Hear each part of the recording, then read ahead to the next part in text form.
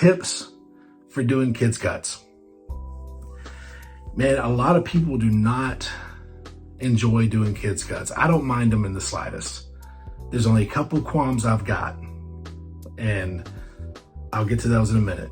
But honestly, I do think that it took me having kids to get to the point where I felt comfortable enough to really meet kids on their level. How to cut up with them, how to hang out with them, you know, let them be a part of it. So here's a couple tips I'm going to give you for utilizing your time, doing a kids cut, making it likable, all that stuff. For one thing, remember, kids' heads are shaped differently, so the hair distributes differently. So everything you would do on a typical man's haircut that they will want you to develop on a kid, do it less and do it lower. What do I mean by that? Well, let me show you what I mean. See if I can use a dry erase board for this. So I'm gonna draw a man's head, and then I'm gonna draw a kid's head.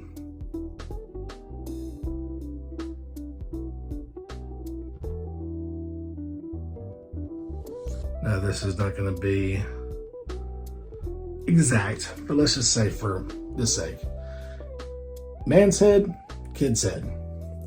With the kid's head, you're gonna have a bigger, you're gonna have a more pronounced occipital bone. Why? Because his neck's gonna thicken, his head's gonna grow, but this part of his head's gonna stay more or less the same as it expands and tightens up. The skull bones that tighten up. So everything you would do here for a mid fade or a mid drop, here you're gonna do it low to about there. A low to about there. If you're gonna do a low drop, do it like this. By keeping things lower, that parietal ridge here is much flatter and it is much rounder here. It's not, the parietal ridge stops, that flat part right before the ridge stops about here on a kid. On an adult, it goes up to about here.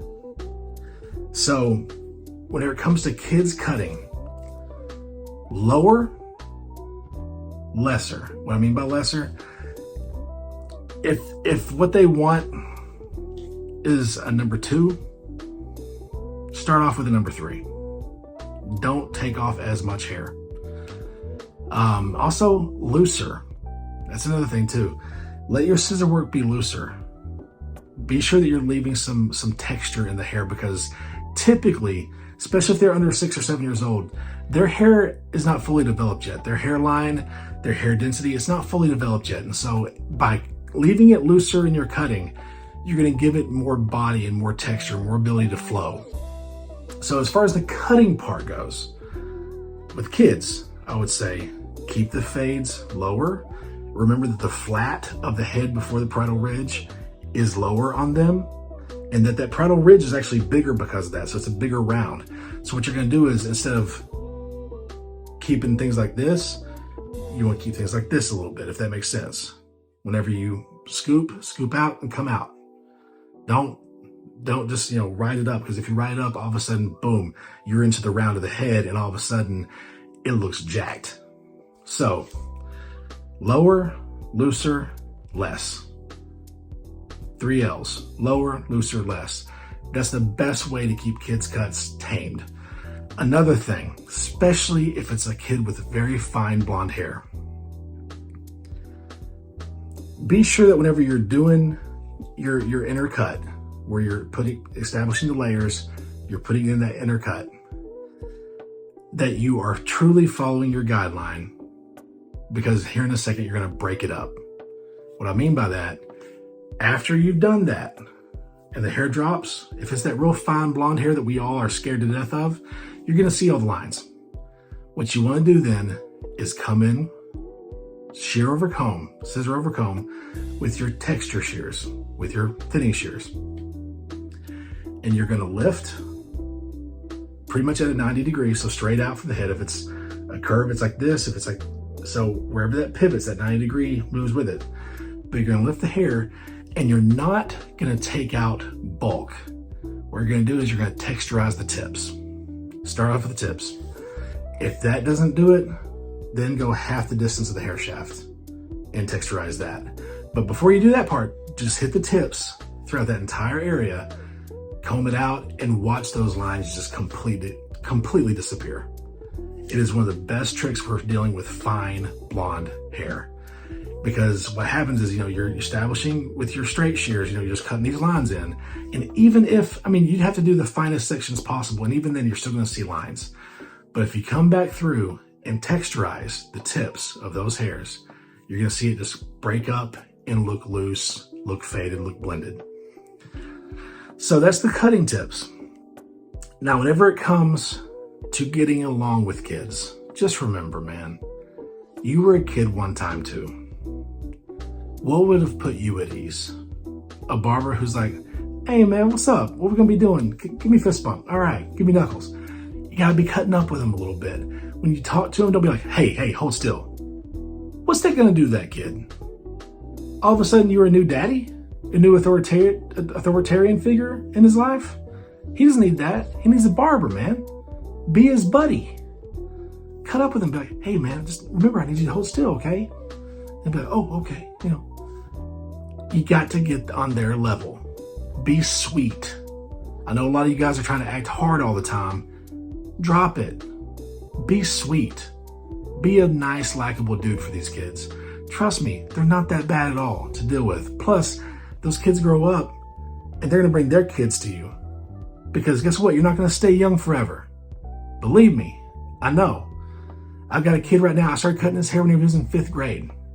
He just graduated from Duke and he's about to get engaged probably. And so because of that, whenever he has a kid, if he's living here, whenever that happens, I know who he's gonna bring the kid to.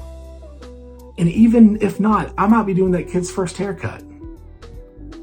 That's an honor, man. Once again, going back to the community thing, that's a privilege. We need to enjoy that. So I say all that stuff to say this. Don't be afraid of being vulnerable with your clients. Be sweet to kids. Be open to guys. Be a friend. That's how you go to the next stage of it being a true career passion. Because here's the whole meat of this goes back to the fact that unless you're, Chris Bossio trying to grow independent wealth, and if you're into that, do that, man.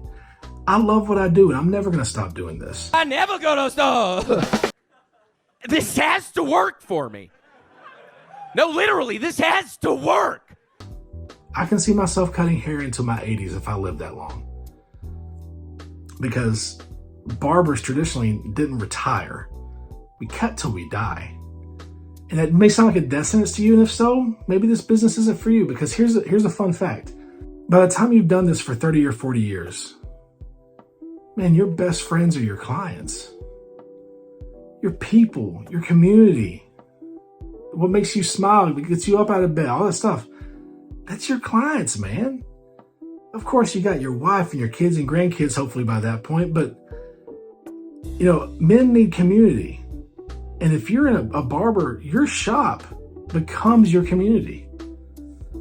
I've seen so many barbers, man, when they retire, if they're old and they retire, they die shortly after. Why is that? They lost their community. They lost their people. Hey guys, thank you so much for watching this video. Please click that like button, subscribe, share this with your barber friends. Let's get this community growing. Let's keep those comments humble and kind, and as always, I'll check you guys in the next one.